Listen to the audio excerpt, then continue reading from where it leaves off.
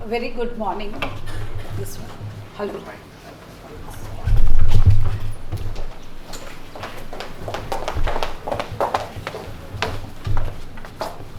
This one.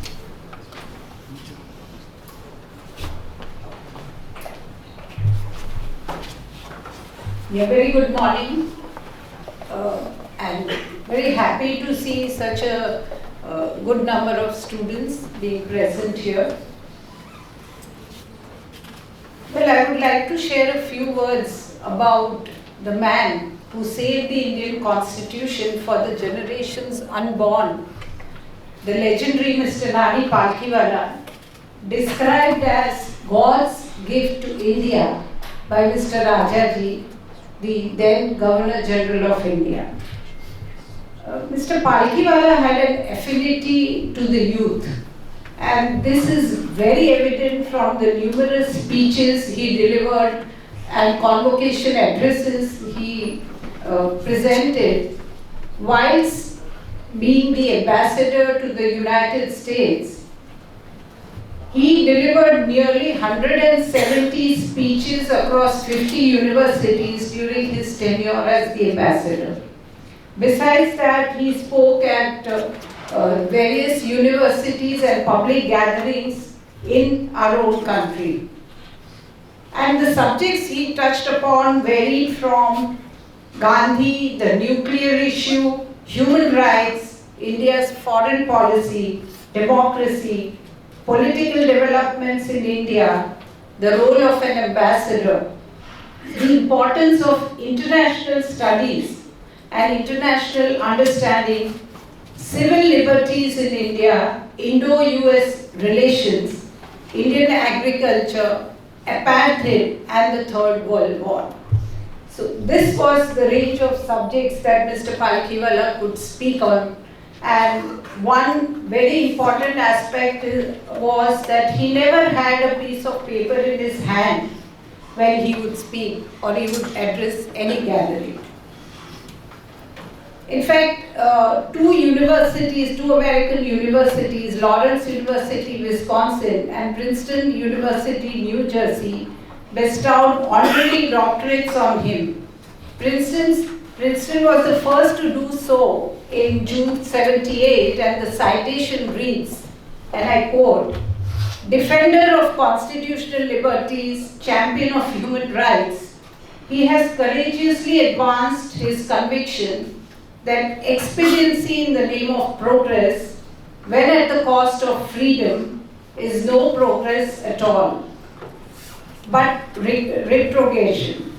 Lawyer, teacher, author, and economic developer, he brings to us as ambassador of India intelligent good humor, experience, and vision for international understanding.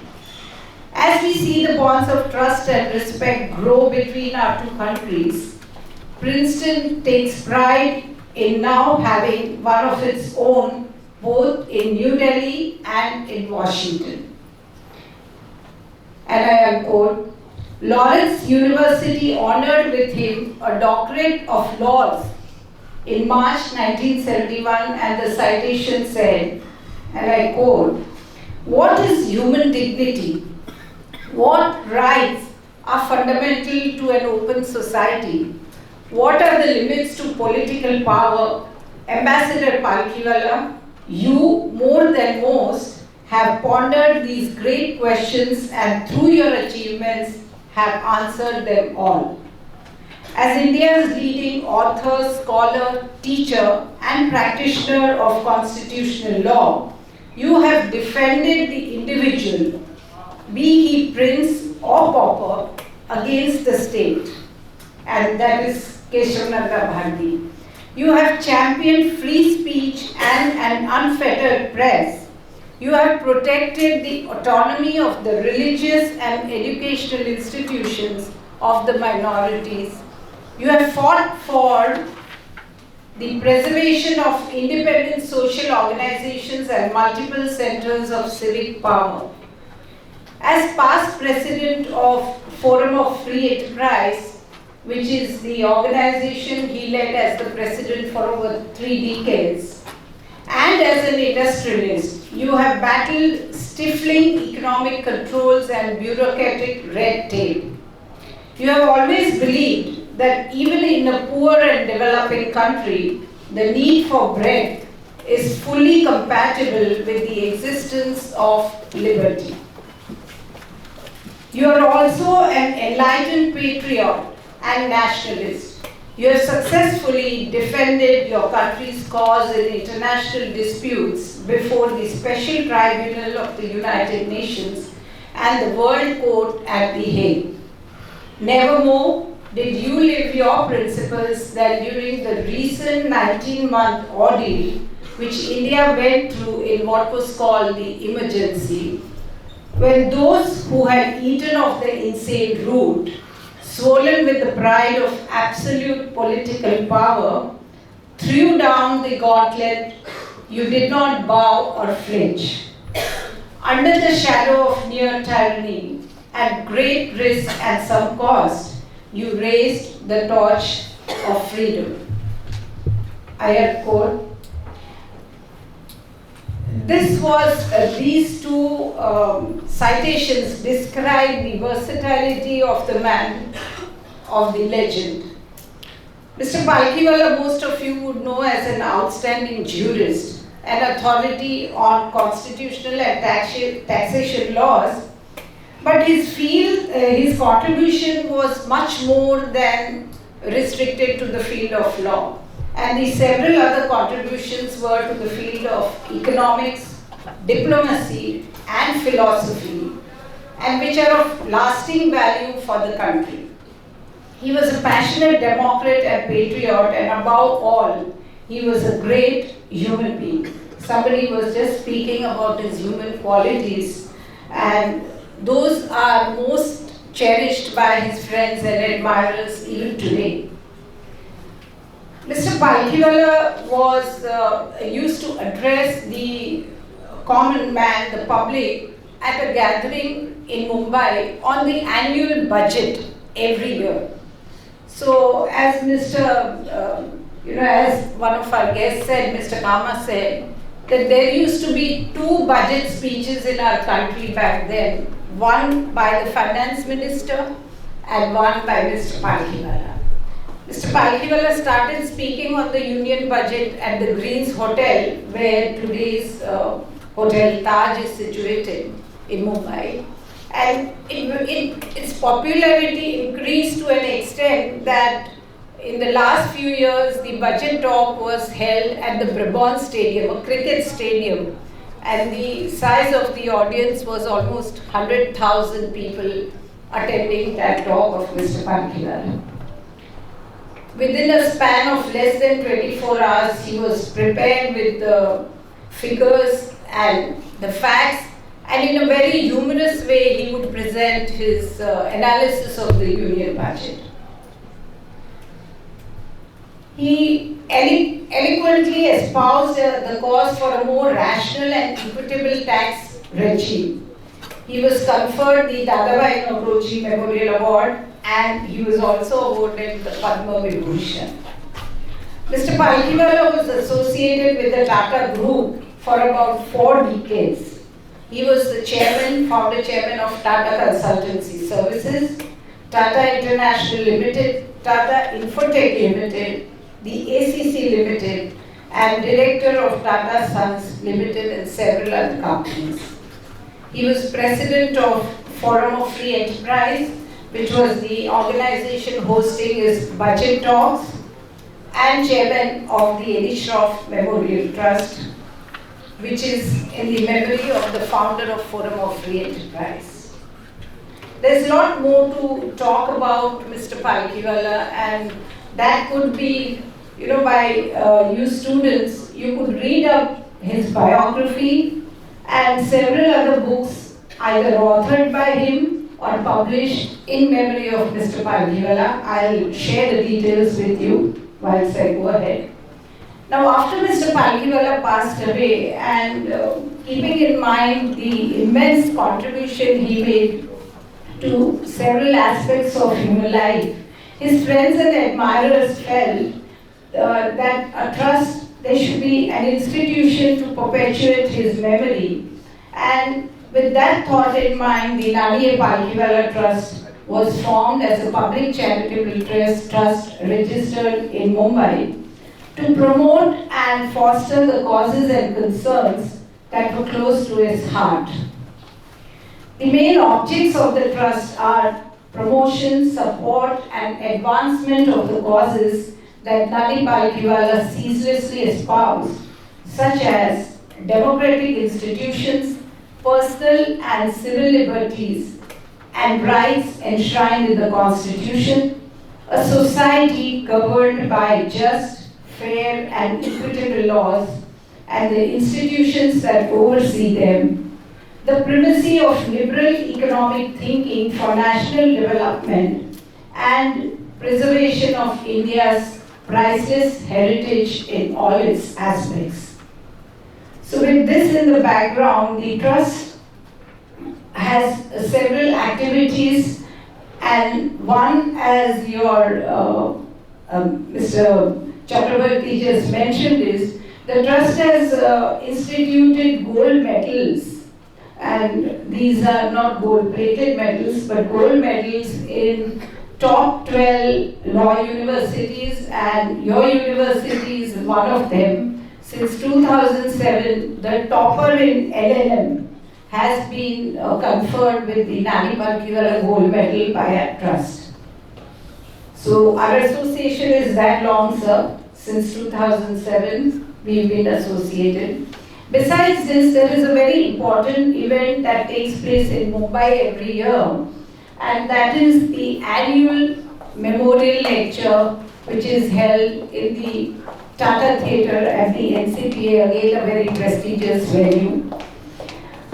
The first lecture, so far 18 lectures have been delivered, and the first lecture was delivered by Mr. Fali Nariman, followed by Mr. Soli Sorabji, who was our founder trustee and who left us recently. Mr. Justice S.H. Kapadia, Mr. Justice Santosh Hegde, Mr. Harish Salve, Mr. Kapil Sibal, Mr. P. Chidambaram, Mr. Arun Shauri, Professor C.K. Prahlad, Mr. N.R. Narayan Murthy, Dr. Bimal Jalan, Dr. Subha Rao, Dr. Raghuram Rajan, Mrs. Arundhati Bhattacharya, Dr. Kaushik Basu, Justice J.F. Nariman, R.F. Nariman, Mr. N. Chandrasekharan, and Honorable Chief Justice of India, Dr. D.Y. Chandrachud. He delivered the last lecture. It was a house full. 1,000 people attended the lecture. Absolutely brilliant. And the Trust also publishes all these lectures in the form of a booklet, which is distributed free and widely. So, sir, if you're, if you'd like to, our website, I'll share the details. Students, you can go through our website. All these talks have been published and they're uploaded on our website. It would really be a treat for you students to go through those booklets. They are very small booklets of say 20 pages, 24 pages. A few years ago, the Trust gifted a portrait, a hand-painted portrait of Mr. Palkhivala to the Supreme Court Bar Association's library, which bears Mr. Palkhivala's name. Also, there is an award for protection and preservation of civil liberties and human rights, which has been instituted, which is a cash prize, a cash award that is given time and again to individuals and organizations who have been working in this sphere. A few booklets that have been published by the Trust and are a must-read for all citizens, but specifically for new law students. One, of course, is his biography titled Nani Palkhivala Life by Mr. M.V. Kamath. A study of major constitutional cases where Mr. Palkhivala appeared, and this is Nani Palkhivala, the Courtroom Genius by Mr. Arvind Datar and Mr. Soli Sorabji. a collection of Mr. Palkhiwala's quotations from his speeches and writings entitled The Wit and Wisdom of Nani Palkhivala by Mr. Jignesh Shah. It will be interesting for all of you to know that Mr. Palkhivala was a lover of literature, and in his final exams he scored the highest marks in all the papers, and he never thought of practicing as a lawyer. He wanted to be a teacher, a professor. And it so happened that he reached for his interview a little late for his interview as a professor. And there was one lady who secured that position, and Mr. Palkhivala lost it. So, which was a blessing in disguise. Having lost that position of a lecturer, he chose to get into the field of law, for which he was qualified. So his love of literature is brought out beautifully in this book, The Wit and Wisdom of Nani Palkhivala. Please do read it. I think it should be available online also on Amazon or any of the portals. Of Festschrift, Essays and Reminiscences in honor of Mr. Palkhivala was released by the Trust, and this carries 4 sections in which some of the persons who have either worked with Mr. Palkhivala or have been his friends, and some of the important matters on which Mr. Palkhivala worked, have all been illustrated very beautifully in this fashion. Sir, I think you would also, Mr. Rama, you would love to read this book.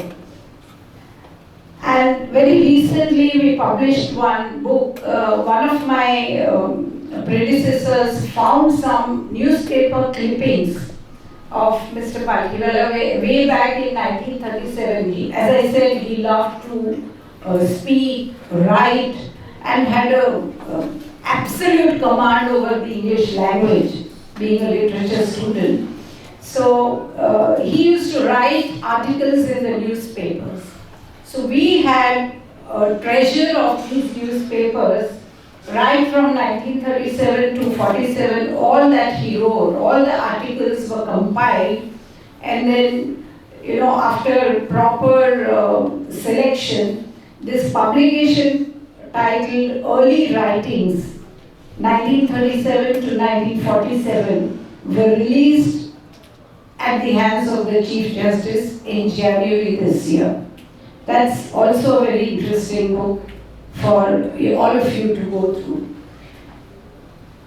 Another initiative that the Trust had taken, and that was for the benefit of students, lectures were arranged by eminent persons in IITs and IIMs, because Mr. Palkhivala believed that it was these young minds and these institutions of higher learning that could shape the future of the country. So with that thought in mind, these lectures were arranged. We've had several luminaries from the banking, economic sector, and from the corporate sector delivering these talks. The Trust arranges the elocution competitions, inter-college elocution competitions for law students, and this is a very popular activity in Mumbai, where around 15 colleges participate, law colleges, and there is a final round where the students are encouraged to think and speak on very topical subjects related to the field of law. And some colleges outside Mumbai also arrange this intercollegiate contest every year. Besides this, one very important initiative taken by the Trust a few years ago was a documentary film of around 45 minutes was produced showcasing the life and work of Mr. Palkhivala. And sir, in this documentary you will find all the persons like Mr. Soli Sorabji, Mr. Adya Rujina, and several others who have been authorities in the field of law, sharing their experiences and their interactions with Mr. Palkhivala. So this is a must watch for all of you. I have shared with your VC that we'll be happy to send a copy of that documentary film, which can be showcased to all of you. And I'm sure it would be worth watching, worth spending those 45 minutes. It would be an inspirational exercise for all of you, going through what Mr. Palkhivala was and what was his contribution to our country and our youngsters in particular. With these few words, I would once again thank the Tata Group for having our trust associated with this event. Particular thanks to Mr. Ravi and Mr. Siddharth, who made sure that this event was, so well produced that we could actually run through Mr. Palkhivala's life once again. Thank you very much. Thank you.